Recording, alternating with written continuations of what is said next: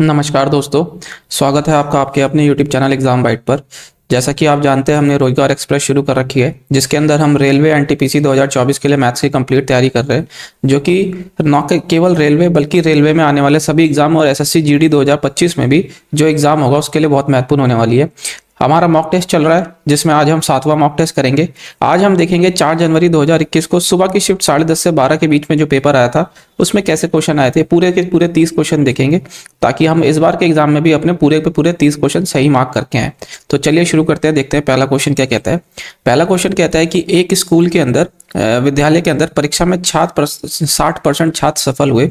यदि असफल होने वाले छात्रों की संख्या 240 दे रखी है, तो 60% अगर सफल हुए तो 40% असफल हुए। इसकी वैल्यू आपको 240 दे रखी है, जो सीधा सीधा कितना है, 6 गुना है। तो अब आपसे पूछता है क्या है कि सफल होने वाले छात्रों की संख्या यानी कि 60% की वैल्यू बताइए। 1% की वैल्यू 6%, तो 60% की वैल्यू कितनी हो जाएगी, ये हो जाएगी 6%। तो इसको हम बराबर कर देंगे किसके, ये 360 के। तो इसका सही उत्तर ऑप्शन ए हो जाएगा 360। ठीक है, आशा करता हूं आपको समझ आया होगा। अगला प्रश्न देखते हैं। इसमें यह कहता है कि जब बड़ी संख्या को छोटी संख्या से भाग देने पर भागफल के रूप में 6 और शेषफल के रूप में 5 प्राप्त होता है। यदि दोनों संख्याओं के बीच का अंतर 1540 है तो छोटी संख्या ज्ञात कीजिए। देखिए, मान लेते हैं दो संख्या ए और बी, मान लेते हैं ए बड़ा है बी से। ठीक है, तो जो ए बड़ा है वो किसको, वो अगर हम देखें उसमें क्या हो रहा है, वो 6b + 5, यानी कि ये इस तरीके से बच रहा है ना, a = 6b + 5। अब यहाँ पे ये कहता है कि यदि दोनों संख्याओं के बीच का अंतर, तो अंतर होगा तो a - b हमें कितना दे रखा है, वो हमको दे दिया है 1540। ठीक है, अब हमें छोटी संख्या ज्ञात करनी है, तो छोटी संख्या b है, तो a की वैल्यू यहाँ से मैं इसमें पुट कर देता हूँ, तो आ जाएगा 6b + 5 - b = 1540। ठीक है ना। अब आप यहाँ देखिए कि इस 6b में से ये b गया तो 5b बच गया, प्लस यहाँ पे एक 5 और बच गया। अब ये आ जाएगा कितना हमारा 1540। ठीक है, तो अगर मैं दोनों से 5 निकाल लूँ कॉमन, तो ये कितना हो जाएगा, 3 से 15 बारी में 0 आ जाएगा, फिर 8 से 40 बारी में, तो यहाँ बच जाएगा b + 1। तो b जब 1 प्लस था, यहाँ आके -1 हो जाएगा, तो ये कितना आ जाएगा हमारा 307। तो छोटी संख्या हमारी कितनी आ गई, 307, जो कि ऑप्शन 4 इसका सही उत्तर है। ठीक है, आशा करता हूं आपको समझ आया होगा। अगले क्वेश्चन की तरफ बढ़ते हैं। क्वेश्चन कहता है यदि दो संख्याओं का अनुपात 3:5 है और उनका एलसीएम 120 है तो वह संख्या क्या होंगी। देखिए, ऐसे क्वेश्चन में हम कुछ नहीं करते, सीधा हमें क्या करना है कि 5 × 15 इनको गुणा करना है, 15 को इससे भाग देना है, मतलब 120 को 15 से भाग देना है, तो आ गया 8। अब इस 8 का गुणा कर देना है इनमें, तो 8 × 24 और 8 × 5 = 40। तो ये हमारा ऑप्शन 3 इसका सही उत्तर हो जाएगा। 24, 40 इसके दोनों नंबर आ जाएंगे। ठीक है, ये हम करेंगे विदाउट पेन, इसके अंदर हम कोई भी पेन नहीं चलाएंगे। ठीक है ना। अब हमने इसमें किया कैसे, हमने इसमें वो वाला फॉर्मूला लगाया जिसमें कहता है कि product of two numbers is equal to product of LCM into HCF. ठीक है, तो हमने इसमें एचसीएफ इनका मान लिया x और एलसीएम इसका दे रखा है कितना 120, एचसीएफ को x मान लिया, तो इनके नंबर्स क्या हो जाएंगे, नंबर्स हो जाएंगे 3x × 5x। ठीक है ना, यहाँ से x से s कट गया और ये 5 × 15 से ये 8 बारी में, तो x की वैल्यू आ गई 8। अब इस 8 को इधर रख के हमने यहाँ पे ये निकाल लिया। ठीक है, इस चीज़ को बार बार नहीं बताया जाएगा। जब भी इस तरीके के क्वेश्चन आए तो हमें क्या करना है कि इनका गुणा करके 120 से भाग दी, 120 को उससे डिवाइड कर दीजिए, और वह नंबर जो आया उसको इन रेशियो में जो नंबर अनुपात में दे रखे हैं उनसे गुणा कर दीजिए, वही हमारे नंबर्स आ जाएंगे। ठीक है, अगला प्रश्न देखते हैं कि अगला प्रश्न कहता है कि एंगल ऑफ एलिवेशन पोल का वो दे दिया है किसी पॉइंट से जो कि 20 मीटर दूर है पोल के पैर से 45 डिग्री। अब यहाँ पे जहाँ 45 डिग्री आ गया है वो आप समझ जाइए कि 1045 जो होता है वो 1 होता है, तो इसका मतलब कि परपेंडिकुलर बराबर बेस हो जाता है। ठीक है, तो अगर बेस 20 मीटर है तो सामने परपेंडिकुलर होता है, तो परपेंडिकुलर भी 20 मीटर हो जाएगा, तो जो हाइट हो जाएगी पोल की वो भी 20 मीटर हो जाएगी। ऑप्शन ए इसका सही उत्तर हो जाएगा। ठीक है ना, इसको भी हम बिना पेन के करेंगे। कैसे, देखिए ये पोल मान लेते हैं, ये पोल ये 45 डिग्री हो गया, ये 20 यहाँ से यहाँ तक दे रखा है, तो जब 45 होता है तो 45 में ये 45 1045 जो होता है वो 1 होता है, तो परपेंडिकुलर अपॉन बेस, तो perpendicular is equal to base हो जाता है, तो ये 20 तो ये भी 20। ठीक है, आशा करता हूँ आपको समझ आया होगा। अगले प्रश्न की ओर बढ़ते हुए देखते हैं कि एक क्लास के अंदर 48 छात्र हैं, किसी दिन छात्रों की उपस्थिति उनकी कुल संख्या का 3/8 है, तो उस दिन अनुपस्थित छात्रों की संख्या बतानी है। तो देखिए 48 का हमको 5/8 निकालना है, तो 8 से ये 6 बारी में गया, 6 पंजे 30, तो ऑप्शन 4 इसका सही आंसर हो जाएगा। ठीक है, ऑप्शन 4 30 इसका सही आंसर हो जाएगा। ये भी आपको बिना पेन से करना था। आशा करता हूँ आपको समझ आया होगा। अगले प्रश्न की ओर बढ़ते हैं। अगले प्रश्न में देखिए कहता है PQRS एक चक्रीय समलंब चतुर्भुज है, ठीक है, जिसमें भुजाएं PQ और RS समांतर हैं, यानी कि मान लेते हैं ये PQRS, ठीक है, ये दोनों एक दूसरे के पैरेलल हैं। ये डायामीटर भी है, PQ एक डायामीटर है। उसमें कहता है कि QPR 40 दे रखा है, QPR 40 डिग्री दे रखा है। ठीक है, अब ये कहता है कि हमें PSR निकालना है। PSR देखिए, जब भी इस तरीके का क्वेश्चन होता है जिसमें साइक्लिक कोऑर्डिनेटर होता है, तो ये जो ट्राइंगल होता है ये यहाँ पे एंगल 90 डिग्री बनाता है। ठीक है, तो जब ये 90 डिग्री बनाएगा तो 90 और 40 कितना हो जाएगा, 90 और 40 हो जाता है 130 डिग्री। अब इसको जब हम 180 में से माइनस कर देंगे तो आ जाएगा कितना, 50 डिग्री। कितना आ जाएगा हमारे पास, 50 डिग्री। तो ये उत्तर हो जाएगा कितना हमारे पास, 50 डिग्री। और जो साइक्लिक कोऑर्डिनेटर के अंदर जो दो अपोजिट एंगल होते हैं उनका सम होता है 180 डिग्री। तो ये 50 है, तो ये कितना हो जाएगा, 130 डिग्री। तो आगे इसका उत्तर यही पूछ रहा था, PSR 130 डिग्री इसका सही उत्तर है, जो कि ऑप्शन 3 इसका सही आंसर है। ठीक है, आशा करता हूँ आपको समझ आया होगा।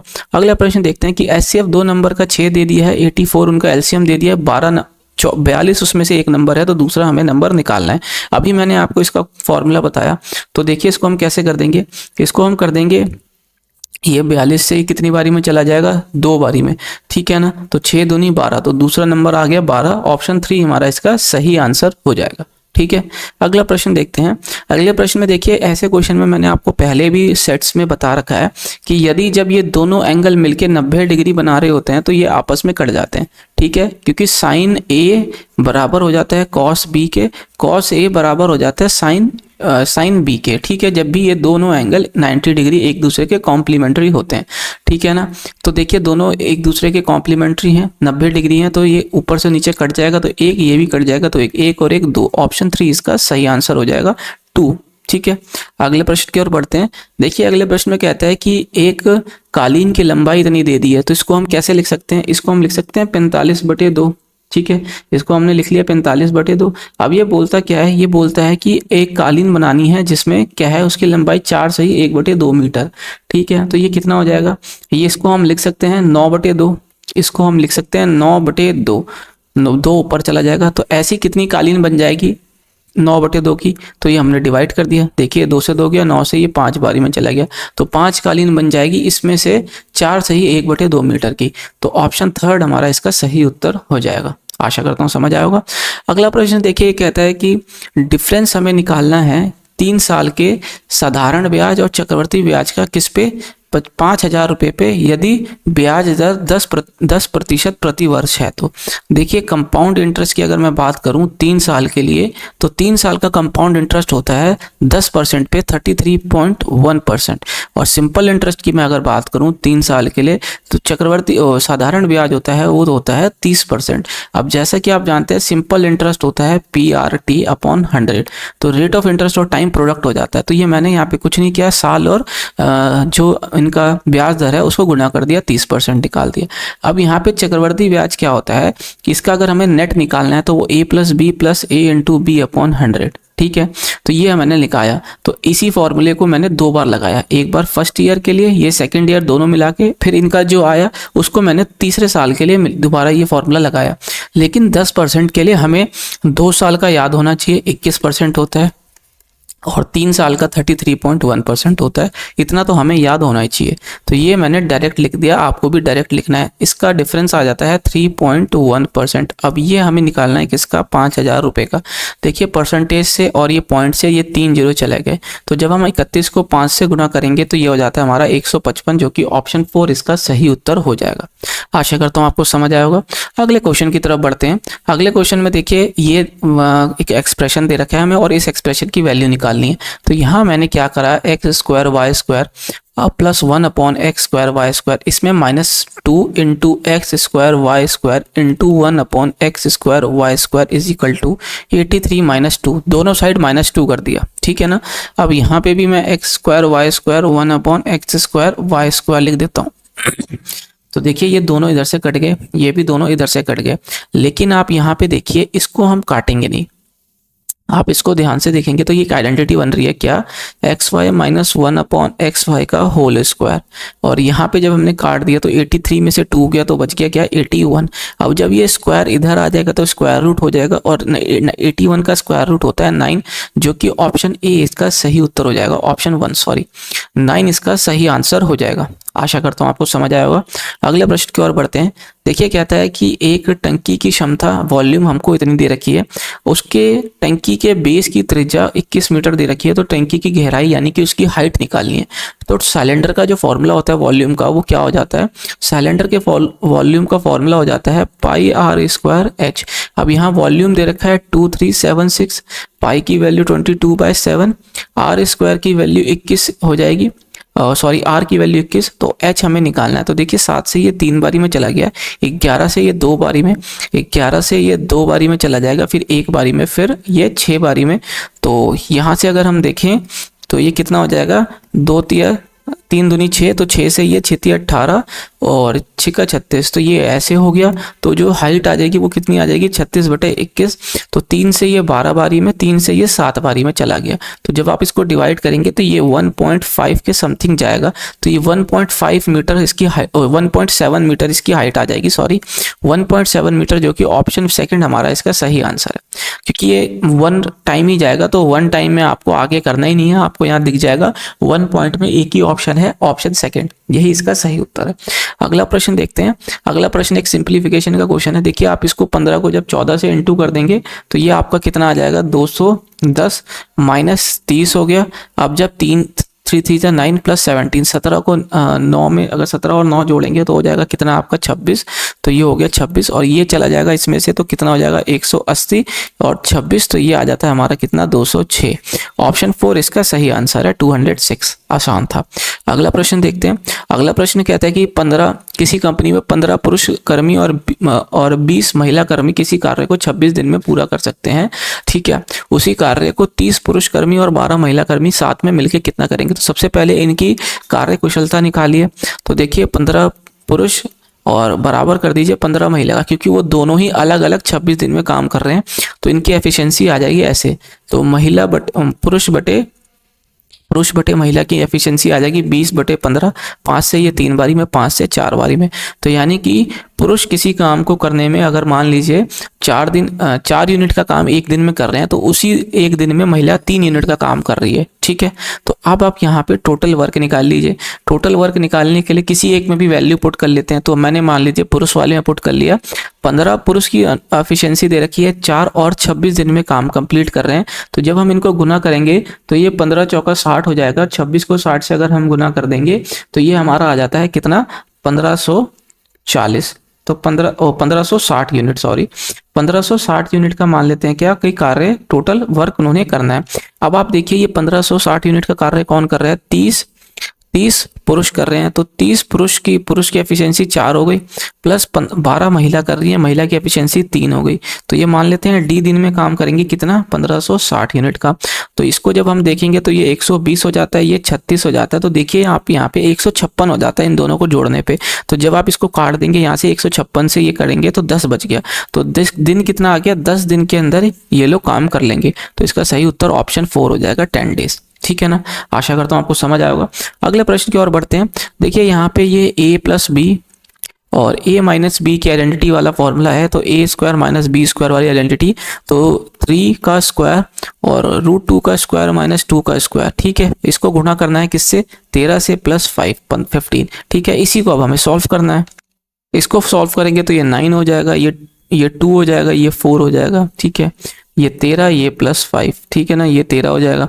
अब ये 9 दूनी 18, 18 में से 4 गया 14, 14 गुना 13 प्लस 15। तो जब आप इसको करेंगे तो 42 हो जाएगा ना, और 4 बच गया 13 और 4 17 हो जाएगा, सॉरी 15 3 18, तो 182 हो जाएगा, 52 हो जाता है। तो इसको +15 कर देंगे तो ये 197 आ जाएगा। तो 197 ऑप्शन फर्स्ट इसका सही उत्तर हो जाएगा। आशा करता हूँ आपको समझ आया होगा। अगले प्रश्न की ओर बढ़ते हैं। देखिए अगले प्रश्न की आइडेंटिटी मैंने पहले भी आपको सेट्स में बहुत बार बता रखी है, इसमें कुछ नहीं करना, हमें 9 स्क्वायर में से 2 माइनस कर देना है। तो 81 में से 2 गए 79 बच गया, ऑप्शन 2 इसका सही आंसर है। बिना पेन के हमें करना है इसको, सीधा हमें डायरेक्ट ऑप्शन लगाना है 79। ठीक है, अगला प्रश्न देखिए। अगला प्रश्न कहता है कि 2 ट्राइंगल दे दिए हैं, इनका पेरीमीटर ये दे दिया, एक साइड ये दे दिया है। तो देखिए पेरीमीटर का जो रेशियो होता है उसी अनुपात में इनकी साइड का भी रेशियो हो जाता है। तो पी क्यू यानी कि पी क्यू की वैल्यू हमें निकालनी है और ये एक्स वाई की वैल्यू हमको 12 यहाँ से दे रखी है। तो देखिए 24 से ये 2 बारी में चला जाएगा, तो पी क्यू की वैल्यू 12 दूनी 24 आ जाएगी। 24 सेंटीमीटर इसका सही आंसर हो जाएगा। ऑप्शन फर्स्ट इसका सही उत्तर हो जाएगा। ठीक है, हमें ये भी बिना पेन की मदद बिना लिखे करना था। ठीक है, अगले प्रश्न की ओर पढ़ते हैं। अगले प्रश्न में देखिए ये सेम आइडेंटिटी वाला क्वेश्चन आ गया, a square minus b square upon a plus b. तो ये इसको हम खोल लेंगे तो a माइनस बी और a प्लस बी पे खुल जाएगा, नीचे a प्लस बी ऑलरेडी है, ये कट जाएगा, a माइनस बी। तो इनका डिफरेंस अगर आप निकालेंगे तो इनका डिफरेंस आ जाएगा 0.14, जो कि ऑप्शन फर्स्ट हमारा इसका सही आंसर है। ठीक है, जब आप 0.27 में से माइनस कर देंगे 0.13, तो ये आ जाएगा हमारे पास 0.14। ऑप्शन फर्स्ट इसका सही उत्तर हो जाएगा। आशा करता हूँ आपको समझ आया होगा। अगले क्वेश्चन की तरफ बढ़ते हुए देखते हैं क्या कहता है कि 2 संख्याओं का योग दे दिया है 16। तो देखिए a प्लस बी दे दिया है कितना 16 और इनका गुणनफल दे दिया है 63। तो a इंटू बी दे दिया 63। अभी आप रुक जाओ, सीधा सीधा देखो, आप यहाँ पे कुछ नहीं करना आपको सॉल्व करते समय। अब आपको अपना प्रेजेंस ऑफ माइंड इतना रखना है कि आप क्वेश्चन को पढ़ते ही समझ जाए। अब आप यहाँ देखिए 63 का प्रोडक्ट होता है 7 9 जा 63। ठीक है ना, तो 7 9 जा 63, इसको मैं 9 कर लेता हूँ, इसको 7 कर लेता हूँ सपोज, है ना। बड़ी डिजिट पहले लिखते हैं, वो डिफरेंस में मैटर करती है, इन सब में मैटर नहीं करती, लेकिन फिर भी आदत के लिए। तो ये 9 और जब हम 9 और 7 को जोड़ते हैं तब भी 16 हो जाता है। तो देखिए हमारा सही आ गया, नंबर्स आ गए। अब कहता है कि इनकी संख्याओं के व्यक्त क्रम का योग निकालना है। तो व्यक्त क्रम रेसिप्रोकल होता है, तो 1/9 + 1/7। तो देखिए ऊपर आ जाता है कितना, ऊपर आ जाएगा 16, नीचे आ जाता है इनका एलसीएम 63। तो 16/63 इसका सही उत्तर हो जाएगा, जो कि ऑप्शन फर्स्ट इसका सही आंसर है। आशा करता हूँ आपको समझ आया होगा। अगले प्रश्न की ओर बढ़ते हैं, देखते हैं कहता है क्या कहता है। अगला प्रश्न कहता है किसी वृत्त का क्षेत्रफल 154 है। हमेशा याद रखिए कि जब एरिया देता है सर्कल का, यानी πr² की वैल्यू दे रहा होता है 154 सेंटीमीटर, तो सेंटीमीटर दिया चाहे कुछ भी दिया उससे मतलब नहीं है, हमें सिर्फ इससे मतलब है कि अगर एरिया ऑफ सर्कल आपको 154 दे रहा है तो रेडियस आपका 7 होगा, हमेशा याद रखना है। ठीक है, और जब एरिया इसका दे रखा है 154, रेडियस 7 होता है, तो जो इनका सरकमफ्रेंस होता है, जो वृत्त की परिधि होती है ना, पेरीमीटर, वो हमेशा 44 हो जाती है। ये तीनों के तीनों आपको रिजल्ट याद रखना है। तो इसका आंसर ऑप्शन 4 हो जाएगा। ठीक है ना, आपने जैसे यहाँ देखा 154, आपको देखो आगे क्या पूछता है। आगे पूछता है परिधि यानी कि सरकमफ्रेंस, जो सीधा 144 हो जाता है। हमें कुछ नहीं देखना है, हमें ये याद रखना है। ठीक है, अगर मान लेते हैं क्या कि रेडियस अगर 14 दे दिया, रेडियस 14 दे दिया, तो यानी कि 7 का दुगुना हो गया, तो जो एरिया हो जाता है πr², ये 4 गुना हो जाएगा। तो ये 154 का 4 गुना हो गया। ठीक है ना, समझ में आई बात। और इसी तरीके से जो परिधि हो जाएगी 2πr, वो तो उतना ही दुगना हो जाएगी किसके, 44 के। तो ये आपको याद रखना है जो मैंने आपको समझाया। ठीक है, ये कैलकुलेशन में आपको बहुत मदद करेगी। अगला प्रश्न देखिए कहता है कि 2 संख्याओं का योग 25 और उनके बीच का अंतर ये दे दिया है 15। तो देखिए 2 संख्या ए बी मान ली, उनको 25 बोला है, उनके बीच का अंतर 15 बोला है, तो दोनों का अनुपात पूछ रहा है। तो देखिए जब भी ऐसा इस तरीके से 2 इक्वेशन देते हैं और 2 नंबर निकालना है, तो हमें पहला नंबर निकालने के लिए दोनों को जोड़ लेते हैं। तो 25 और 15 कितना हो जाता है, 40। अब इस 40 को 2 से भाग कर दीजिए तो आ जाएगा 20। ठीक है, हमेशा। और इनको जब आप b निकालना है तो माइनस कर दीजिए, तो 25 में से 15 गया, बच गया 10। अब 10 को 2 से भाग कर दीजिए तो बच गया 5, ये आ गया b। अब इनका अनुपात निकाल लेते हैं, 5 से ये 4 बारी में, 5 से 1 बारी में, तो 4:1। ऑप्शन 3 इसका सही आंसर हो जाएगा। आशा करता हूँ आपको समझ आया होगा। अगले प्रश्न की ओर बढ़ते हैं। अगला प्रश्न कहता है कि देखिए हरीश और बिमल किसी काम को 20 दिन में करते हैं। तो आपको मैं एक चीज़ यहाँ पे पहले बहुत बारी बता चुका हूँ अपनी पहले वीडियोज़ में कि हरीश और बिमल किसी काम को 20 दिन के अंदर करते हैं। तो हमने ऐसे लिख लिया ठीक है। यदि उन्होंने काम शुरू किया, स्टार्ट किया करना, तो उन्होंने 15 दिन तक काम किया, ठीक है। उसके बाद बिमल ने काम छोड़ दिया, तो हरीश ने बचा हुआ काम 10 दिन में किया। ये हो गया क्वेश्चन जो कहता है उसके हिसाब से इक्वेशन। लेकिन अब आप देखिए, जब आप इसको इधर ले जाएंगे तो माइनस हो जाएगा, इधर जब माइनस हो जाएगा तो हरीश और बिमल का 5 दिन का जो काम बचा हुआ है वो हरीश ने 10 दिन में किया। ये आपको एग्जाम में यहाँ से लिखना है, आपको एग्जाम में यहाँ से समझना है। लेकिन ये चीज़ कहाँ, किस लिए, कैसे आई, इसलिए मैंने आपको ये चीज़ लिखवाई। ये चीज़ कोई भी नहीं निकालता, वो सीधा बोल देते हैं क्या कि हरीश और बिमल का 5 दिन का काम जो होगा वो हरीश 10 दिन में कर रहा है। तो वो कैसे आया, वो यहाँ से आया।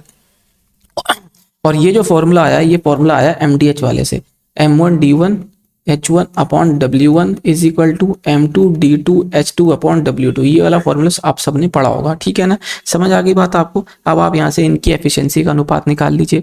5 से ये 2 बारी में चला गया, तो Harish plus Bimal is equal to 2 times Harish हो गया। तो हरीश जब यहाँ के माइनस हो जाएगा तो हरीश और बिमल की अनुपात जो हो जाएगा एफिशिएंसी का, वो बराबर हो जाएगा, ठीक है। अब ये पूछता क्या है कि हरीश उस काम को अकेले कब, कितने दिन में कर लेगा। तो देखिए टोटल काम यहाँ से निकाल लेते हैं। तो इन दोनों की एफिशिएंसी बराबर है, 1-1 है। तो 1-1 2 गुना 20, तो यानी कि 40 यूनिट का काम हरीश को करना है, एक की एफिशिएंसी थे। तो 40/1 यानी कि 40 दिन। तो हरीश लेगा 40 दिन उस पूरे काम को करने के लिए। तो ऑप्शन 3 इसका सही उत्तर हो जाएगा, 40 डेज। आशा करता हूँ आपको समझ आया होगा। अगले प्रश्न की ओर बढ़ते हैं, देखते हैं क्या कहते हैं। अगला प्रश्न कहता है 10 प्लस कॉट थीटा 5 दे दिए। तो देखिए 10 प्लस कॉट दे दिया हमको 5। अब इसको स्क्वायर कर देते हैं दोनों साइड में। तो 10 square theta plus cot square theta plus 2 tan theta into cot theta is equal to 25। तो देखिए 10 और कॉट कट जाता है क्योंकि अपोजिट हो जाते हैं। तो 10 स्क्वायर प्लस कॉट स्क्वायर क्या हो जाएगा, 25 में से ये 2 माइनस हो जाएगा तो 23। अब इस वाले एक्सप्रेशन में मैं वैल्यू रख देता हूँ। तो 10 स्क्वायर कॉट स्क्वायर की 23 आ गई, प्लस 2 टाइम्स 1060 की वैल्यू होती है √3, इसका हमने स्क्वायर करना है। तो 23 प्लस 3 दूना 6 हो जाता है। तो 23 और 6 की वैल्यू आ जाती है 29। अगर हम जोड़ दे तो ऑप्शन 4 इसका सही उत्तर हो जाएगा, 29 इसका राइट आंसर होगा, ठीक है। आशा करता हूँ आपको समझ आया होगा। अगले प्रश्न की ओर बढ़ते हैं। अगला प्रश्न कहता है कि एक व्यापारी द्वारा खरीदी गई 20 वस्तुओं की लागत मूल्य 15 वस्तुओं की विक्रय मूल्य के बराबर है। तो देखिए कॉस्ट प्राइस 15 वस्तुओं की वो बराबर हो जाती है, 20 वस्तुओं की बराबर हो जाती है विक्रय मूल्य 15 वस्तुओं की, ठीक है, सेलिंग प्राइस के। तो जब भी ऐसा क्वेश्चन है तो आपको कैसे लिखना है, आपको सीधा लिखना है कि cost price upon selling price, ठीक है। तो जो सेलिंग प्राइस है वो तो यहाँ आएगा ही आएगा, यानी कि 15 इधर आ जाएगा, और जो ये 20 था ना आगे वाला वो इधर नीचे आ जाएगा। ये लाइन से आपको शुरुआत करनी है एग्जाम में। तो 5 से 3 बारी में, 5 से 4 बारी में देखिए एक का मुनाफा 3 पे, तो ये हम जानते हैं 33.33% का प्रॉफिट होता है। तो ऑप्शन 3 इसका सही उत्तर हो जाएगा, ठीक है ना। अगले प्रश्न की ओर बढ़ते हैं। देखिए अगला प्रश्न क्या कहता है। अगला प्रश्न कहता है 3 की पावर n का स्क्वायर रूट जो होता है वो 729 के बराबर है। तो यहाँ से मैं ऐसे लिख सकता हूँ, दोनों साइड स्क्वायर कर दूं, तो इसको अगर मैं इधर से स्क्वायर कर दूं, इधर से स्क्वायर कर दूं, तो स्क्वायर से ये स्क्वायर रूट कट गया, तो ये हो जाएगा 729 का स्क्वायर। अब आप देखिए कि 9 का क्यूब होता है कितना, 729। 9 का क्यूब मतलब 9 गुना 9 गुना 9, तो ये कितना हो गया, 3 की पावर 2, 3 की पावर 2, 3 की पावर 2, तो ये हो जाता है 2 4 6, 3 की पावर 6 हो जाता है क्या, 729, ठीक है। मैंने ये आपको बताया कि आप आगे भी कितनी पावर आए उसको तोड़ने का तरीका ये होता है, ठीक है। ये तो आसान था इसलिए यहाँ पे मैंने आपको नहीं करना था, लेकिन कुछ ऐसी पावर आ जाती है जिसका हमें नहीं पता कि वो किसकी क्यूब या किसका स्क्वायर होती है, किसकी पावर क्या होती है, तो हम उसको इस तरीके से तोड़ लेते हैं, ठीक है। तो यहाँ पे मैंने 3 की पावर 6 लिखा, ठीक है, उसका यहाँ पे ये स्क्वायर हो गया 3 की पावर n। अब आप देखिए यहाँ पे कई क्या करते हैं, ये 3 की पावर 6 है तो 3 का 6 का स्क्वायर कर देंगे, 36 कर देंगे, लेकिन ये ऐसा नहीं होता, ये आपस में गुणा हो रही होती है। तो 3 की पावर कितना हो जाएगा, ये 6 दूनी 12। तो देखिए बेस सेम हो गया, ऊपर n की वैल्यू कितनी आ गई, 12। तो इसका सही उत्तर ऑप्शन 3 हो जाएगा, ठीक है ना। ये इसका सही आंसर हो जाएगा। आशा करता हूँ आपको समझ आया होगा।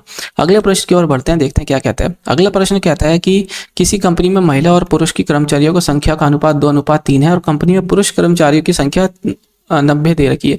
3 की वैल्यू 90 यानी कि 30 गुना, ठीक है ना। तो ये पूछता है कि कंपनी में कर्मियों की कुल संख्या, तो देखिए 3 2 5, तो 5 को गुना कर देंगे, 5 × 15 150, ऑप्शन 4 इसका सही आंसर हो जाएगा। ठीक है, अगले प्रश्न की ओर बढ़ते हैं। अगला प्रश्न कहता है कि 7 विद्यार्थियों के गणित विषय के प्राप्तांक इस हिस्से दे रखे हैं, तो हमें आंकड़ों का बहुलक निकालना है। बहुलक होता है जो सबसे ज़्यादा बार आता है, तो यहाँ देखिए एक ही नंबर 2 बार रिपीट हो रहा है 65, तो यही इसका मोड हो जाएगा, जो कि ऑप्शन 4 इसका सही आंसर है। आशा करता हूँ आपको समझ आया होगा।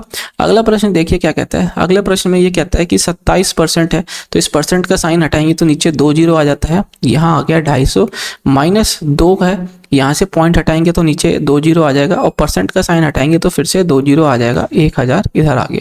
तो देखिए ये 3 जीरो से ये 2 और 1 ये 3 जीरो चला गया, ये ठीक है ना, और 1 जीरो से 1 जीरो मैंने इधर से काट दिया। ठीक है, तो 27 × 25 हो गया अपॉन 10 हो गया, ये माइनस 2 × 10 हो गया।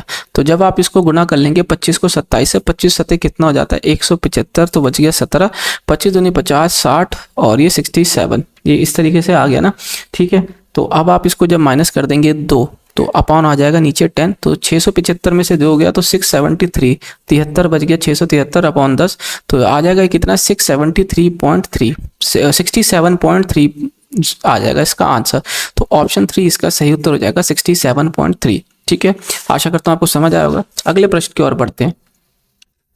अगला प्रश्न कहता है कि एक बैंक किसी व्यापारी को 12,50,000 की धनराशि पर 5 वर्षों के लिए 5% की वार्षिक ब्याज दर पर लोन ऋण देता है, यह कुल देय साधारण ब्याज कितना होगा। तो यहाँ पर आपको सिंपल इंटरेस्ट निकालना है। तो देखिए सिंपल इंटरेस्ट जो, जैसा कि मैंने आपको पहले भी बता रखा है, वो PRT/100 होता है, तो रेट ऑफ इंटरेस्ट और टाइम का प्रोडक्ट। इसका मतलब उसको हर साल का 5%, तो 5 साल का कितना हो गया 25%। ठीक है ना, तो आपको 12,50,000 का 25% का आपको निकालना है, कितना इसका 25% होगा। तो देखिए ये परसेंटेज से 2 जीरो काट देते हैं, 2 जीरो इधर आ गया, तो 25 पंजे 125 हो जाता है, बच गया 12 हो जाता है, 25 दूनी 50, 60 और 2 62 हो जाता है, तो बच गया 1 25 1 25 और ये हो गया 31। तो ये 3,12,500 रुपये इसका ब्याज हो जाएगा, साधारण ब्याज 5 साल का 5% वार्षिक ब्याज दर पर। तो ऑप्शन 3 इसका सही उत्तर हो जाएगा। ठीक है, आशा करता हूँ आपको समझ आया होगा। अगले प्रश्न की ओर बढ़ते हैं। देखिए अगला प्रश्न कहता है कि 2 रेलगाड़ियां हैं सम्मुख दिशा में, यानी कि वो किसके दिशा में, ऑपोजिट डायरेक्शन में। एक गाड़ी यहाँ से चलती है 80 किलोमीटर प्रति घंटे से, और एक यहाँ से चलती है 70 किलोमीटर प्रति घंटे से। वो एक दूसरे को 30 सेकंड में पार कर जाती है। यदि ये गाड़ी है ए और ये गाड़ी है बी, तो ए की लंबाई हमें 300 मीटर दे रखी है, तो बी की लंबाई हमें निकालनी है। तो जो डिस्टेंस हो जाता है वो स्पीड इंटू टाइम हो जाता है। यहाँ स्पीड रिलेटिव स्पीड आ जाती है, तो जब अपोजिट डायरेक्शन में जाती है तो स्पीड दोनों की ऐड हो जाएगी। तो 80 और 70 को जब हम ऐड कर देंगे तो आ जाता है कितना हमारा 150, और इसको मीटर पर सेकंड में करने के लिए 15/18 से हम गुना कर लेते हैं। टाइम यहाँ पे हमको दे दिया है कितना 30 सेकंड, 30 सेकंड टाइम दे दिया। और डिस्टेंस जो ये ट्रेवल करेंगी वो अपनी ही दूरी का योग ट्रेवल करेंगी। तो ए की दूरी ए का जो लंबाई है उसका योग आ जाता है 300, और बी की लंबाई हमें निकालनी है। ये अपनी ही लंबाई का योग जो है एज अ डिस्टेंस तय करेंगी। ठीक है ना, तो देखिए 6 से ये 3 बारी में चला गया, 6 तिया, और 6 से ये 5 बारी में चला गया, 3 से ये कितनी बारी में चला गया 50 बारी में। तो जब आप इसको करेंगे तो ये 1250 हो जाएगा। ठीक है ना, 1250। अब यहाँ से 300 इधर आके माइनस हो जाएगा, तो बी की वैल्यू आ जाएगी कितनी हमारे पास 950 मीटर। तो बी की यानी कि बी ट्रेन की लंबाई आ गई 950 मीटर। ऑप्शन फर्स्ट इसका सही आंसर है। देखिए ये क्वेश्चन नंबर 30 था, तो इसका मतलब ये आखिरी क्वेश्चन है आज की वीडियो का। ठीक है, मैंने कोशिश करी थी आपको एग्जाम पॉइंट ऑफ व्यू से आपको कैसी अप्रोच लेके एग्जाम में सॉल्व करना है। अगर इस अप्रोच से आप सॉल्व करते तो 30 क्वेश्चन आप कम से कम यानी कि 20 से 22 मिनट के अंदर आप बहुत आसानी से कर लेते, बहुत आसानी से। देखिए हमने 30 के 30 क्वेश्चन किए हैं, तो इसी का अप्रोच को लेके आपको इस बार के एग्जाम में भी अपना अटेम्प्ट करना है। आशा करता हूँ आपको सॉल्यूशन अच्छे लगे हों, और सॉल्यूशन अच्छे लगे हैं तो वीडियो को लाइक किया मत जाइएगा। और अभी तक आपने हमारे चैनल को सब्सक्राइब नहीं किया है तो चैनल को सब्सक्राइब कर लीजिएगा, साथ ही में बेल आइकन को भी प्रेस कर लीजिएगा, जिससे कि आने वाली वीडियो का नोटिफिकेशन आपसे मिस ना हो सके। तो मिलते हैं अगले वीडियो में, तब तक एग्जाम बाइट चैनल को देखने के लिए बहुत बहुत धन्यवाद।